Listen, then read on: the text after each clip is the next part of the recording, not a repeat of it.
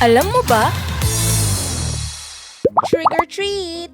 Isang tradisyon na nagpapasaya sa mga bata tuwing October 31, kung saan nagbabahay-bahay sila para humingi ng candy. Ayon sa mga historian, ang terminong trick or treat ay nagumpisa sa isang dyaryo sa Canada noong 1927. Pero sa Amerika, unang ginamit ang salitang ito sa isang national publication noong 1939. Dito nagsimulang makilala ang tradisyon ng Halloween para sa mga bata. Noong una, ang Halloween ay hindi tungkol sa candy at nakakatakot na costume.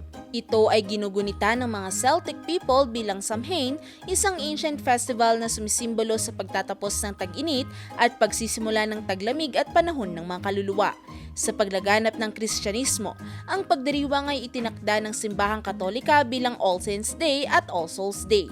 Dito, naghalo ang mga pagdiriwang ng European traditions at mga Christian beliefs hanggang sa nabuo ang modern Halloween.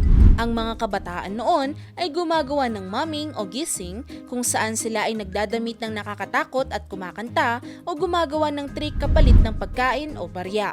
Mula dito, nabuo ang ideya ng trick or treat na parang pahingi ng regalo pero may halong kalokohan kung di bibigyan.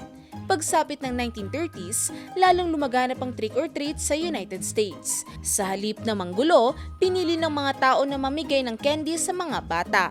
May mga record din na ang mga local newspapers noon ay naglalathala ng mga paalala para sa safe trick or treating. Pagdating ng 1950s, naging tradisyon na talaga ito sa Amerika at mula roon ay kumalat sa ibang bansa kasama na ang Pilipinas. Sa mga subdivision at mall ngayon, makikita na ang mga bata na naka-costume at naglalakad para humingi ng candy. Ayon sa mga mananaliksik, ang trick or treating ay naging paraan din ng pagpapalaganap ng community spirit. Ang pagbabahay-bahay ay sumisimbolo ng pakikisama at pagbabahagi ng saya. Hindi lang ito para sa candy, kundi para rin sa pagkakaisa ng mga tao tuwing Halloween. May gusto ba kayong malaman na trivia? I-comment na yan at ito ay aming aalamin. Ngayon, alam mo na!